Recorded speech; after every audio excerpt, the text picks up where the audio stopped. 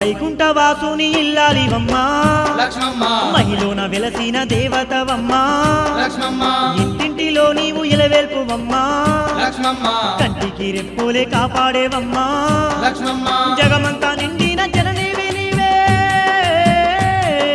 నిన్ను దలవని వారు లేరమ్మా అమ్మమ్మ మాయమ్మ శ్రీ అష్టలక్ష్మి మాయమ్మ అందరి బంధువై వెలసినవమ్మ